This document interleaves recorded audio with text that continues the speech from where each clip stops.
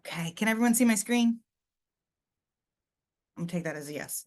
Again, my name is Lucia Osborne. I am thanks for the thumbs up, Terry. I'm the Delaware Bayshore Program Director for the American Littoral Society. You all know us, we care for the coast. And there have been some really large pieces of legislation that have been proposed called NJPACT, that's Protection Against Climate Change. So I am here to talk to you all about advocacy and give a high-level overview of the rules. I'm going to point out the things that we as an organization think are good about the rules. I'll point out some things that we think are not so good. My hope is that you all form your own opinions about this, and then you tell the state what that opinion is. And hopefully you agree with most, if not all, of what we think about those rules. And if not, you're entitled to your own opinion. So where is my...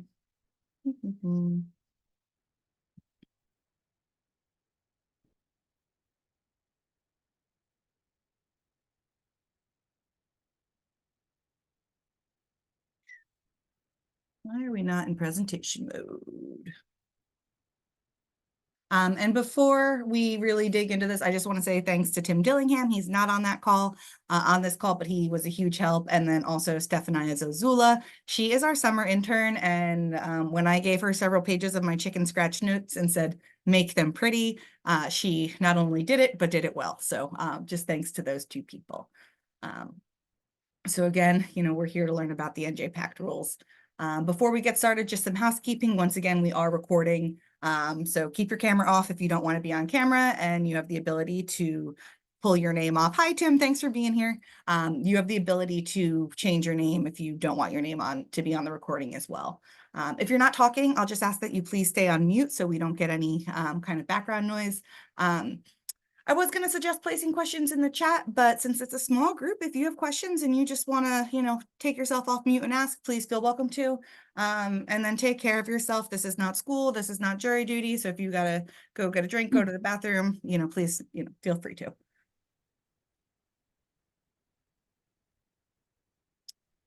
So before we, really dig into these rules, I want to know just a little bit about you all. My questions are, how close do you all live to the coast? And have you been personally affected by sea level rise or by flooding? So anyone who wants to, you can come off mute and just tell us your thoughts, or you're also welcome to put that in the chat as well. Okay. I don't know if you can hear me or not, but I can hear my you name perfectly. is Julie. Oh, okay, perfect. My name is Julie Fennell. Can you see me? I cannot see you. How do I get to... So if you want to be seen, in the bottom right corner of Zoom, there's a little icon that says video, and it's got like a old-fashioned camera. You should be able to click that and turn your camera on. I am so bad with this. Oh, I'm sorry. I said right. It's bottom left corner, not bottom right. I'm so sorry. Left and rights are hard. There you are. Okay. Oh no, that's Margot.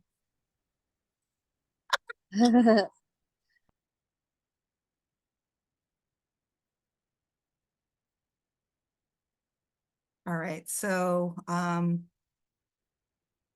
while you're looking that up, or while you're working on the camera, again, bottom left corner, you should be able to turn your video on. I see some things in the chat that someone is in Tom's River and lived in Seaside Park for years, but have not been flooded personally. And another person who doesn't live by the coast and hasn't been impacted by flooding personally. But they are worried about the future. And then someone whose commute is affected, but whose commute to work is affected. And yeah, Russ, not yet been personally affected. I think that's an interesting way to put it, because this is something that's coming.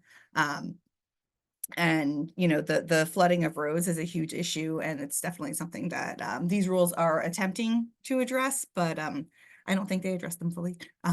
But that's okay. Did you want to come off mute and say what you thought, or are you still trying to work on the camera?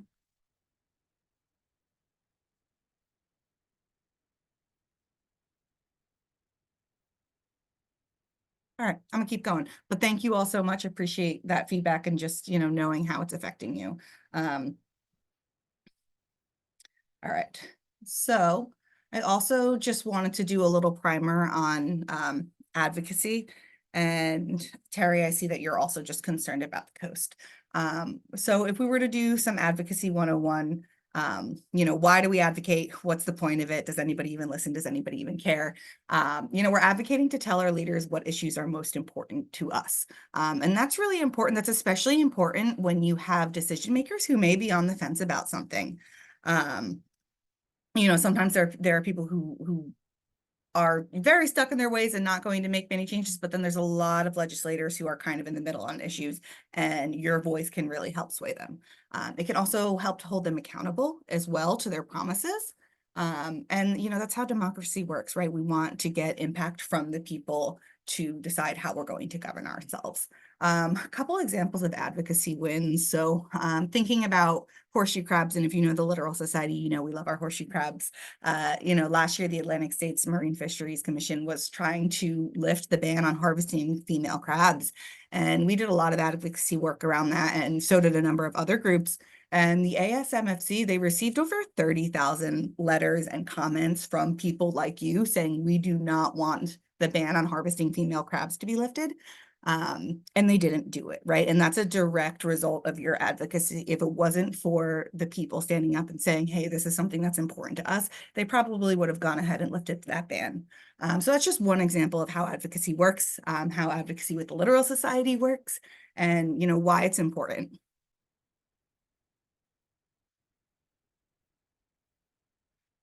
So just some best practices for advocacy, remember that you have power. It's really easy to be intimidated when you're, testifying or even writing a letter or, calling a legislator, calling an elected official. But really they're your boss. And or you're their boss, excuse me. Even if the person you're advocating to isn't directly an elected official, they, they were likely either appointed by an elected official, or at least their budget and whatever department they work for is highly impacted by the decisions of elected officials. So you do have a lot of power, and don't ever forget that, even as an individual. Other things, when you're advocating, please be nice. It's really easy to get super passionate about whatever rules are being spoken about, or whatever, laws are in place. And a lot of this is really, really deeply personal to people. But I just want to remind you to be nice. I think you'll have a bigger impact. I'm a firm believer that you always catch more flies with honey than vinegar. So don't yell or, curse or be mean to people when you're advocating.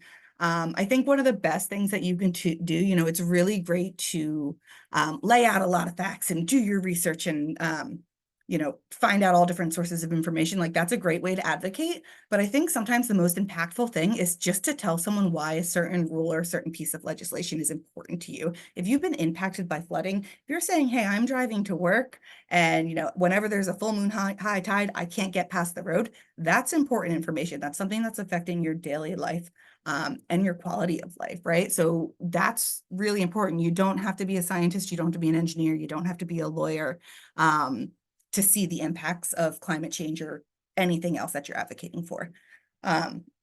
So telling a personal story is a really great way to practice advocacy.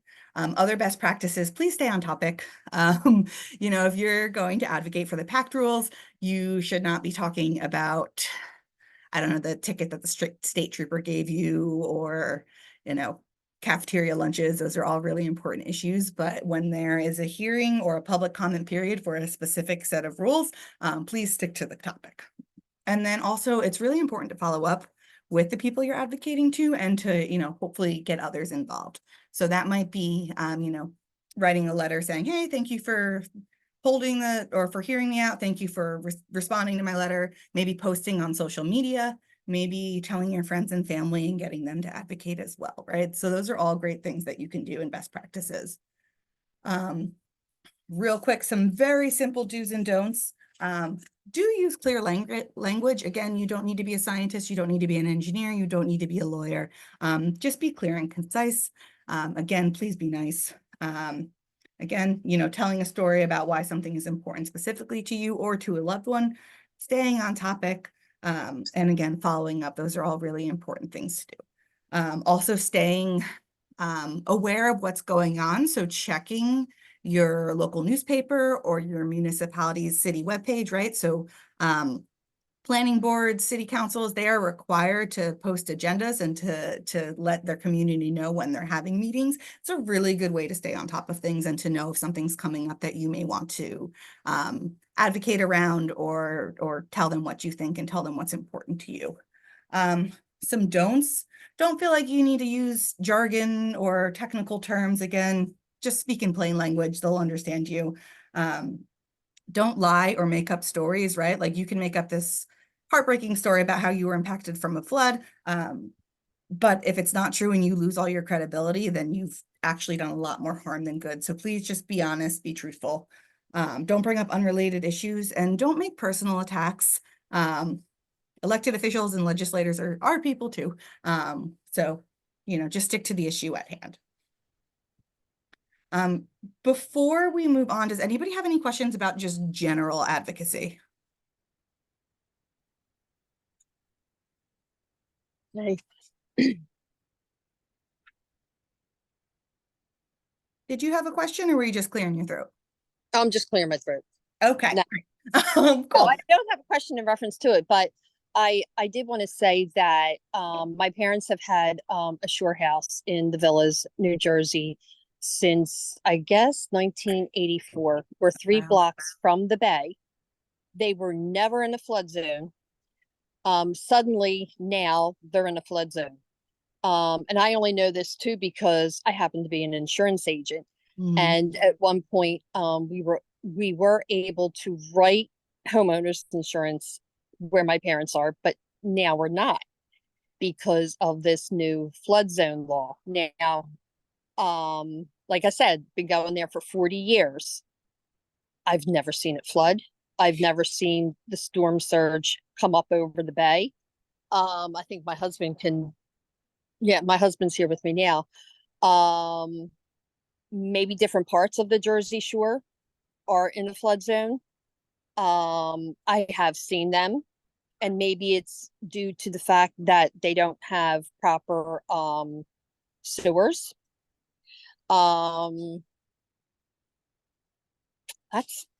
really all that I wanted to say in regards to all that.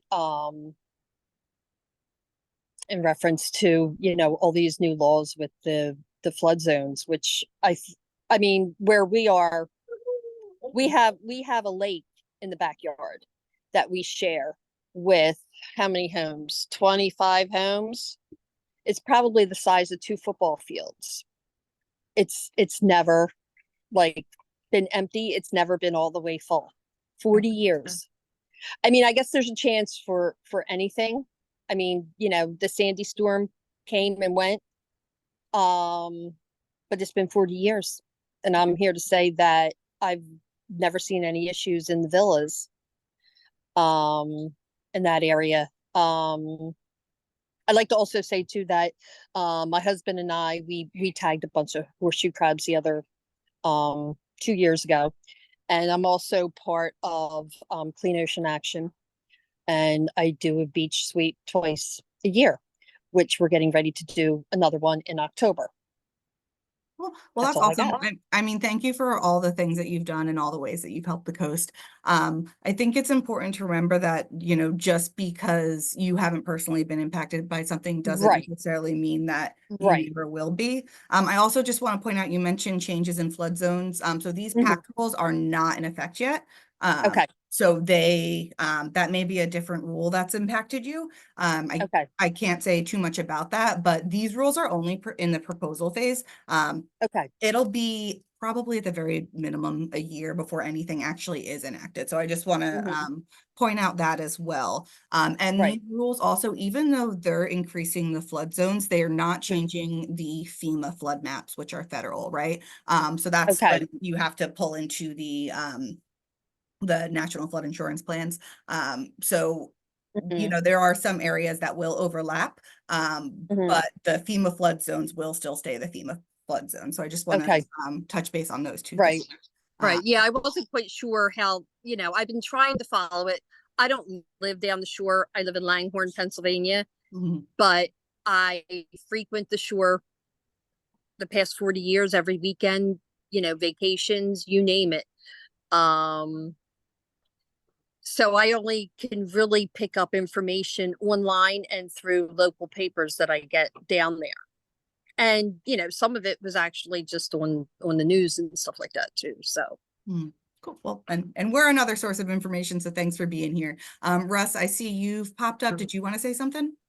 Yeah, no, one of the things I wanted to point out is that a key piece of this rule is future focused. So if you trigger it now, you do work or you're going to rebuild a property, it's looking at 50 years down the road. So your house, your building is going to survive that long. So it's mhm, looking in that direction so that you're not building in something that in a way that 10 years from now will be impacted. So it's trying to look forward, not just right, looking at what existing conditions are. Yeah, that's a right, great right. point. I think I want to actually start digging into the pact rules a little bit. So again, those were just kind of some general advocacy, and Russ, I really appreciate that point. And I'm sorry, was it Julie? Yes. Okay, good. I was afraid to say it because I thought I'd be wrong. And Julie, thanks for sharing your story and the volunteering Sure. that you've done. So just a little background on how the pact rules got to be proposed. In January of 2020, Governor Murphy issued Executive 100, and essentially, or Executive Order 100, excuse me. Essentially, those rules stated that the state needed to be considering climate change in their rulemaking. So in the past, we were just thinking about what's happening now or what's happening in the past. Now, like Russ said, we're looking at what the data is telling us will happen in the future, what the science is predicting, right? So a Mhm. little different from the way we've been doing it. Also, there were two reports that came out from NOAA. That's the National Oceanic and Atmospheric Administration, a little bit of a tongue twister. And basically those rules or those reports, they pointed out that annual precipitation rates are increasing, especially in New Jersey. Some counties, which I have in this map over here that came from NOAA, have as much as a 50% increase in precipitation Mm. rate. That's a big difference. Yes. And again, those are predictions. What they did was they looked at previous data and looked at the trend and how it's been changing over time to account for what they expected for increases. These reports also predicted up to a 6-foot rise in sea level. I want to point out that the proposed pact rules, they do not make regulations for a 6-foot sea level rise. They're using 5 feet, which is a little less than what those NOAA reports came. So the first part of the pact rules, that's that protection against climate threats. Those were the inland flood hazard rules. Those were passed last year. And again, those were more focused on inland areas. The real rules that we're talking about today, those are resilient environments and landscapes. Those filled in a couple holes that the inland flood hazard rules didn't really hit. And then they really focused on the coast. And I want to point out that, Executive Order 100 was a result of some really extreme storms and really extreme impacts that were happening in New Jersey. So down here, we have this really famous photo of Hurricane Sandy.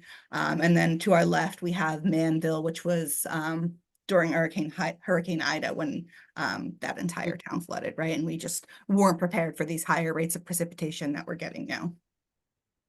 Right. So there's kind of 4 key areas that these pact rules are trying to address. One is stormwater, which again, that is very much statewide. One is environmental enhancements, more focused on wetlands and repairing buffers and critical environmental areas. There's coastal climate protection, and then there's sea level rise. And those are the 2 pieces that really, really impact the coast more than anything else. So what I'd like to do is just give a little bit of a kind of a high level overview of all of these, take some questions, and then, just hear what you all think about these rules. So to dig into stormwater, the main thing that they were attempting to address with these rules is that precipitation in New Jersey is increasing. Not only is it increasing, but we're getting what's called drought and deluge. Essentially, it's longer periods without rain and then more rain falling in a more intense short period of time, right? Whereas in the past we had many, many smaller storms. Now we're experiencing fewer storms, but they're much more intense. The Mhm. result of that can be intense flooding, but also even on the smaller scale, it's got really negative impacts for surface water quality and groundwater. The reason for that is it creates excess stormwater runoff. So what's stormwater runoff? If anyone's not familiar, it's essentially when it rains, if the water can't percolate into the ground, maybe it's hitting a Mhm. building, maybe a parking lot, maybe a road, anything that we call an impervious surface, it's just going to continue to flow downhill until it gets into a storm drain, which will then spit it out into another body of water or into the nearest body of water. And when it's doing that, two things are happening.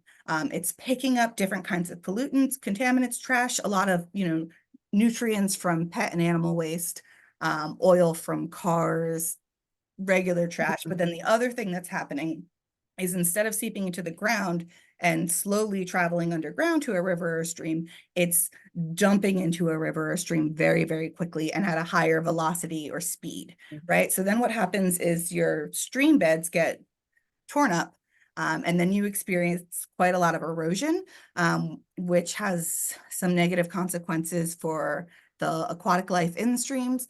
It can also tear up your banks and then make the area around it more susceptible to flash flooding. So those are the Yeah. things that these rules were attempting to Mhm. address. So some things in there that stood out to me and to us as an organization were that it created enhanced protections for Category 1 waterways. So the thing that I thought was important about that, Category 1 waterways are waterways with really pristine ecosystems, really great water quality. They have high value for recreation as a water source, and then as well for wildlife habitat. So basically they said if you have a direct conveyance, so let's say a storm drain that directly pipes into the buffer zone of a C1 river, one of these really important and high quality rivers, then you have to use stormwater management that removes up to 95% of TSS. Those are total suspended solids, right? So a little bit higher requirement if you're, again, piping something directly into one of those buffers or directly into the area around a Category 1 river. They're also requiring municipal stormwater plans to factor in climate change. The reason for this is they want municipalities to be able to say, hey, these are our most vulnerable pieces of infrastructure. These are the things that we should prioritize as we make improvements to our community. They're not saying that you have to, rip everything apart and fix everything today. I'd kind of love it if they did that, but it's just not realistic for most communities. But they are asking them to start thinking about increasing precipitation in their stormwater plants. The other thing that I think is really cool about this is it requires the consideration of a TMDL in your stormwater management practices. What's a TMDL, you say? It's a total maximum daily load. And I kind of think of that as a pollutant budget, right? So if we take something like phosphorus, for example, you consider all the sources of phosphorus that are going into a specific body of water, maybe fertilizer runoff, maybe animal waste, maybe just non-point solution as well, or non-point pollution as well. And that's kind of all right, this is how much of this contaminant is coming into our body of water.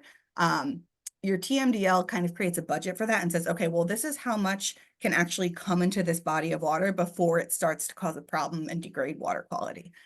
So that means we need to either prevent additional sources from coming in or mitigate what's already coming in if you're already having too much, right? So think of it as trying to balance your pollution budget.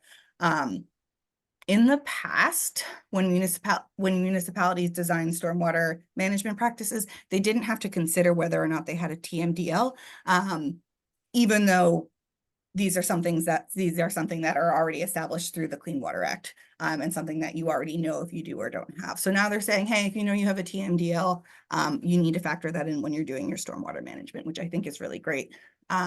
It also closed redevelopment loopholes. So with a lot of stormwater rules, which especially the newer ones, which came out in 2020 with the MS4s, those are municipal separate storm sewer services. They only impacted new development.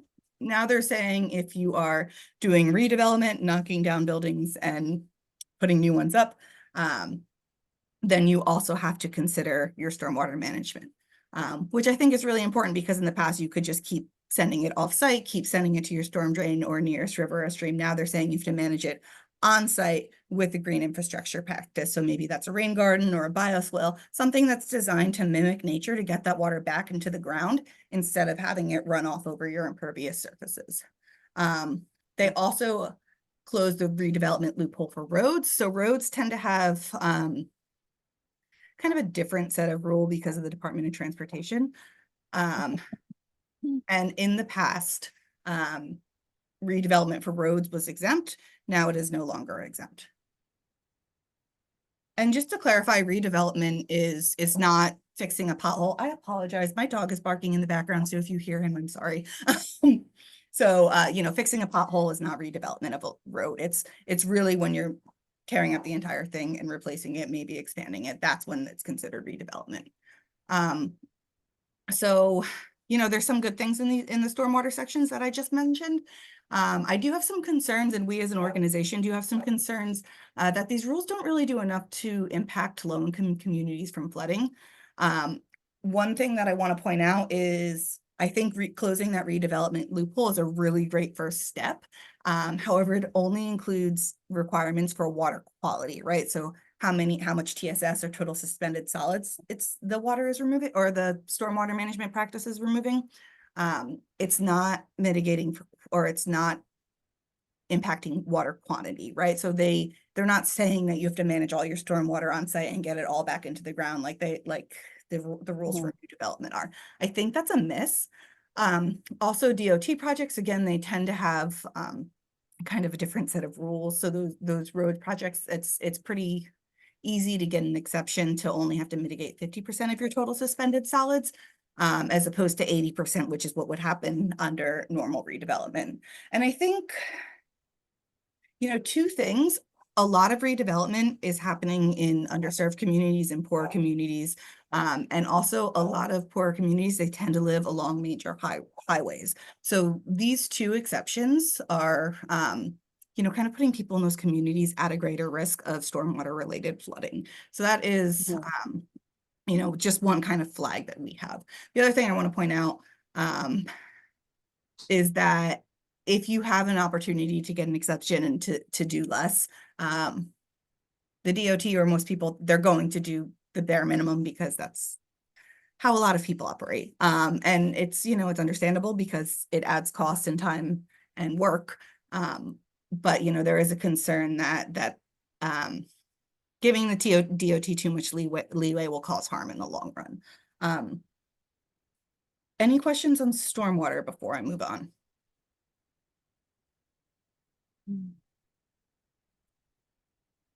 Okay. So the next quality is environmental enhancements. And the goals of this section were really to enhance concerns about water quality and its impact on critical species. You know, they specifically mentioned brook trout. They specifically mentioned some amphibians whose sex or gender is actually determined by water temperature. There's, I think, 28% of birds in the state are at high risk of extinction, and you know, there's risks the American goldfinch, which is our state bird. So trying to address those species and do what we can to protect critical wildlife. So some cool things about these rules: they close and again, this is kind of a theme where these rules are working to close loopholes that stop people from following other rules that would really require them doing it. So closing loopholes is a big theme in these rules. So they close loopholes to replace riparian protections in isolated streams. So when you're thinking about a watershed or that drainage area that flows into a body of water, there's something called the headwaters, which is the very top of the watershed. And that is, you know, one of the most important areas for water quality. But you also get a lot of kind of isolated streams or streams that are disconnected from the larger bodies of water, and they actually travel underground. And some of them have smaller drainage areas. And in the past, they had been exempt from a lot of regulations, especially, you know, riparian buffers, which are a known way to improve water quality. So they closed that loophole, which is super important for protecting headwaters and protecting water quality in the state. They also closed loopholes that were exempting lawfully man-made channels. So if you think about like a concrete channel, from having buffers on the side of them. Again, the reason being is native vegetation is a really great way to help naturally filter that water before it heads into that conveyance system. It also closed an in-kind loophole for culvert and bridge replacements. So essentially, if you had a bridge or a culvert that was grandfathered in before, different stormwater rules came in place, and you were replacing said bridge or culvert, you didn't have to follow the rules because it was already there. Now they're saying if you're replacing something, this is your opportunity to make an improvement and to do better. So you have to follow the new rules then if you're replacing something that's already existing. They added buffer zones to waters that are considered critical to endangered species and habitats. There are some waters in CAFRA, that's coastal areas, and also C1 waters, those are those category 1 rivers that I mentioned before. They already have a 300-foot buffer, so this rule doesn't reduce it if there's already something with a 300-foot buffer, but it is saying that waters that are considered critical, so either for breeding, feeding, resting, living, all the things that endangered species do around them, they will be required to have a 100-foot buffer zone around them. And then 2 cool things for freshwater wetlands. They call for the removal of impervious surface when redevelopment is taking place within 25 feet of a freshwater wetland. So again, essentially, if you were kind of grandfathered in, if you're redesigning and rebuilding an area, they're going to ask you to remove your impervious surfaces, maybe your parking lot or driveway that goes within 25 feet of a freshwater wetland. And then they're also asking builders and developers, if a project is going to impact a freshwater wetland, they are asking them to make sure there's no practical alternative or other way that they can design and build to lessen or remove the impact on the freshwater wetland. So I kind of think that the freshwater wetland stuff is nice, but I think it could go further. I'd like to see, a ban on development that does impact freshwater wetlands because they're such important areas for habitat and wildlife spawning. Also, one other thing I just want to point out is you're going to hear all kinds of complaints about additional costs, additional burdens, too much permitting, too much time going through the things. Or too much time into design and development and approval. I just want to point out that these increased costs to me are worth it. There are several studies out there. The Federal Chamber of Commerce just released one. It says that for every dollar put into resilience, $13 are saved in recovery efforts. So that could be cleanup. It also includes lost wages, business closures, rebuilding. 13-to-1 to me is like a pretty good savings ratio. And when we hear people talk about, oh, this is too costly to do, I just, it's important to remember how much we're saving in the long run and not just monetarily how much we could save, but also the impacts on quality of life that it could have for people and also the prevention of loss that it could have for people. I think those are 2 really important things to factor in. All right, so I'm going to dig into sea level rise now, which is really the big one, I think, and probably the one that's most impactful or that has the greatest impact on our work and our organization. So a couple things to note: the sea level rise rules, they're assuming a 5.1 increase in sea level rise by 2100. This is assuming moderate emissions. So that means we would actually have to decrease our CO2 emissions that we're having right now to attain this goal. So again, 5.1 feet by 2100 is not a crazy prediction. Yes, Catherine, I did say that. Oh, I do have a source. The source is, I'm sorry, I'm responding to something in the chat asking for a source for the $1 for $13 in recovery. That is a report from the Chamber of Commerce in Allstate. I'm happy to send it to you after this call. Where was I? Okay, so the 5.1 foot increase in sea level rise by 2100, that is assuming that we, again, are reducing our current emissions. And I'm hearing a lot of discourse in the development community saying we should go with the 3.3 feet of sea level rise by 2100, because that is a little bit more moderate, a little bit less extreme, as some people are saying. I just want to point out that that has a 50% likelihood of happening, which means it has a 50% likelihood of also being wrong, whereas the 5.1 feet of sea level rise has an 83% likelihood of being correct. And when we're thinking about protecting people's lives, protecting people's homes, protecting people's businesses, I'd rather be, I like my odds to be greater than the flip of a coin. And I also want to point out that many of our previous sea level rise and climate change predictions that have been used at the regulatory level, they were actually underestimated and then proven to have greater impacts later. So again, I don't think that, these estimates or these predictions are too extreme. I think there is, a pretty good basis for them, and based on our track record, I think it's better to err on the side of caution. It does create a climate adjusted flood elevation zone. So that will require a building elevation and flood proofing for new development, redevelopment, and improvements costing more than 50% of the property value. So if you have a home or a building that is not experiencing major improvements, it's just chilling there doing its thing, you do not have to raise your house, you do not have to raise your building. Thank you, Steph. I appreciate you putting the source in the chat. So this, does not impact you unless you're doing major development or building something new. So again, I've heard a lot of untrue things like, well, I can't replace my roof if this rule goes through because then I'll have to raise my whole house.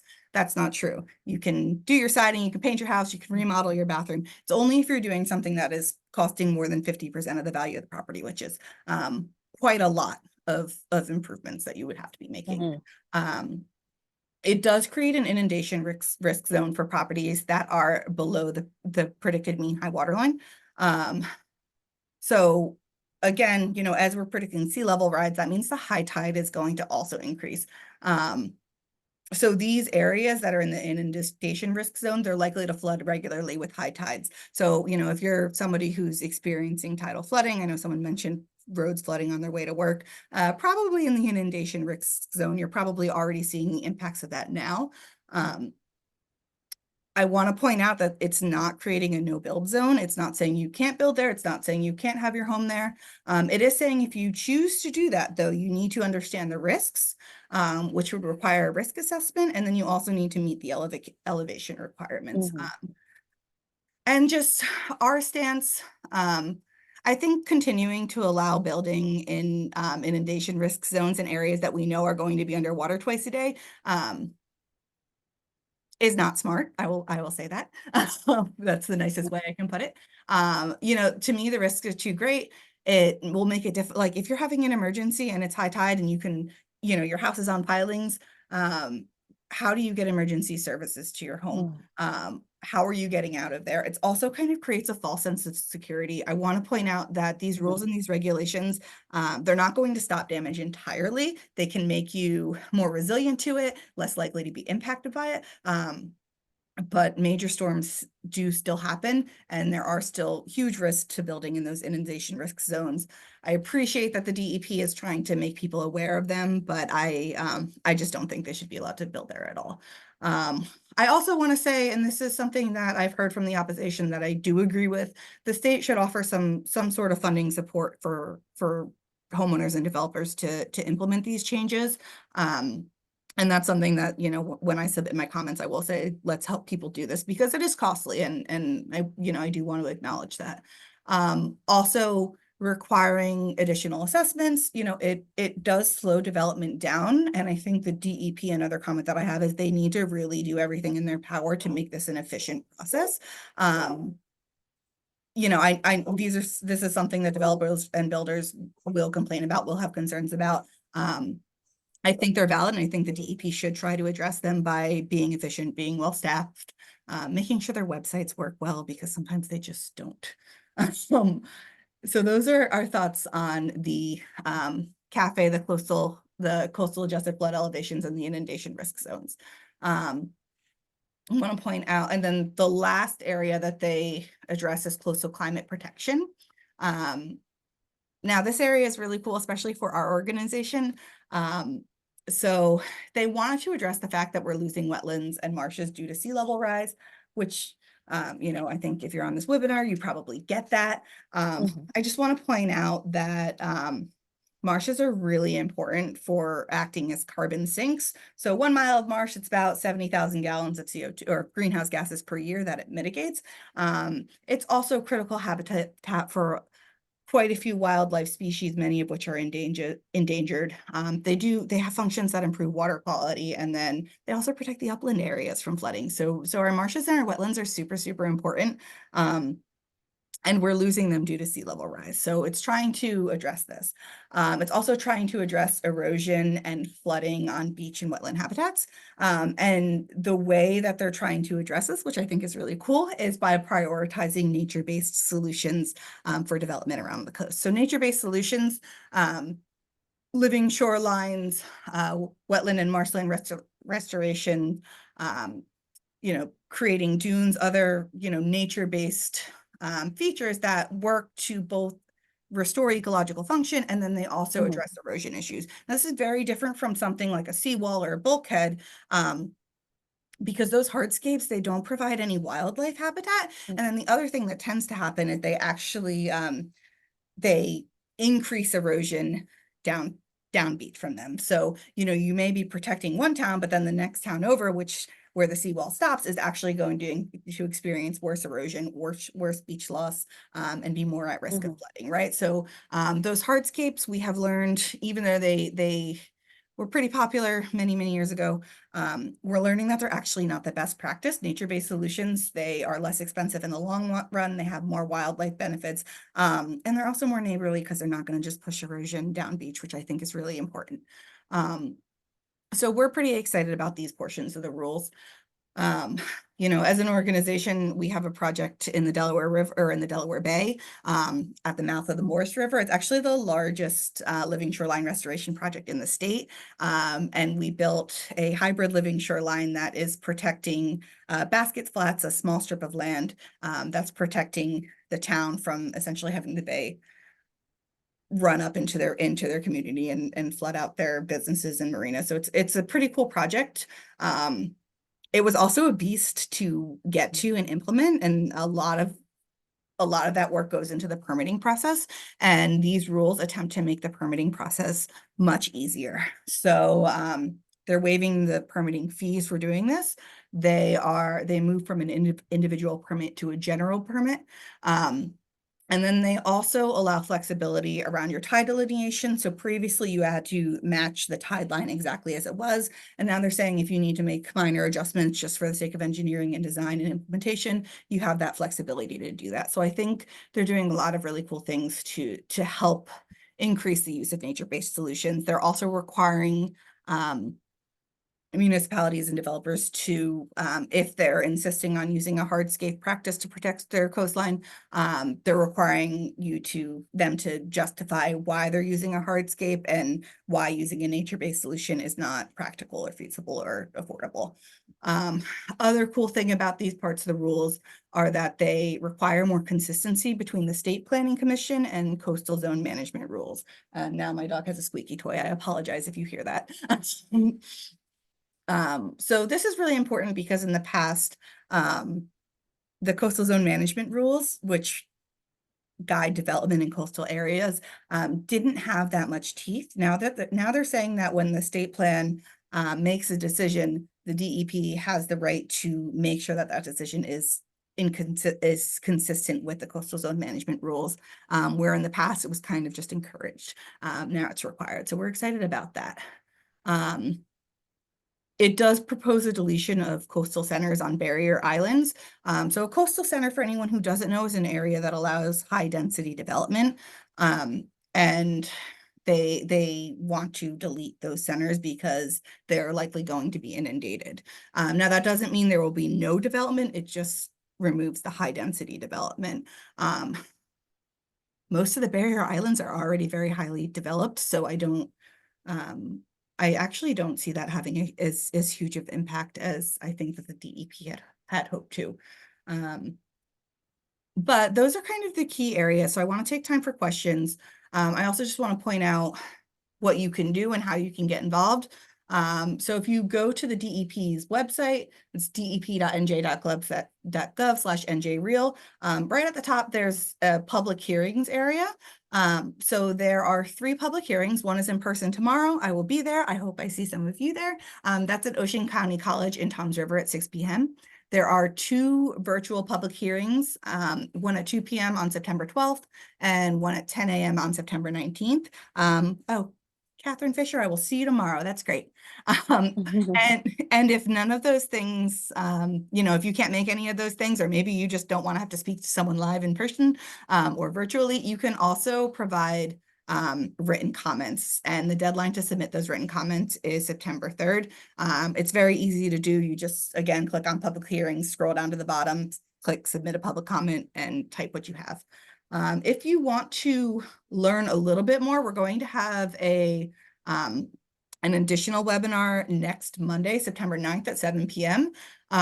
So we will be sitting on a panel with some experts from the Watershed Institute, NJPACT, that's the Ocean or Association of New Jersey Environmental Commissions, and the Pinelands Preservation Alliance, talking about these NJPACT rules. It'll be a little bit more of a technical deep dive, whereas today, my goal is kind of just to give that high level, this is what we like, this is what we're not too keen on.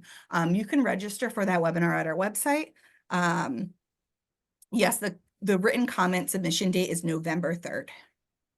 So that's 90 days from when the rules were published, which I believe was August 3rd. And you can register for that webinar on our website, on our events page. And I suspect it's also published on any of our partners' web pages as well. So with that, I want to open the floor for questions or any thoughts from you all.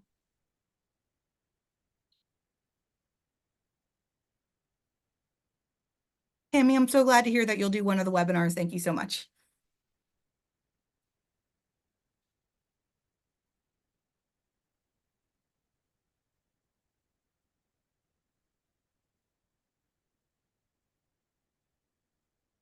All right. So if we don't have any questions or thoughts, I will send you back into the world for you to enjoy the rest of your nights. If you do have something, I'm happy to stay on and chat. Also, I can put my email in the chat, and happy to discuss anything with you offline as well.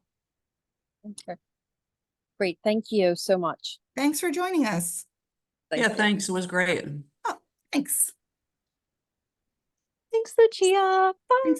Thanks, Deb. Yeah, and I just want to acknowledge Tim's comment in the chat that the DEP does have a lot of additional information on their website, which was on one of my previous slides, the njDEP.gov/NJReal. They have some really helpful fact sheets. They also have a list of misconceptions and myths that you can review and frequently asked questions as well. You can submit a question to the DEP. I would be surprised if they responded while the comment period is open. But you can definitely, shoot a shot.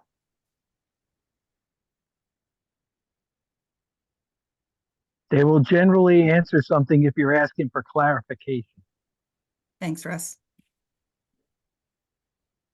Cool. All right. Well, thank you all. I hope you all have a great night. You too.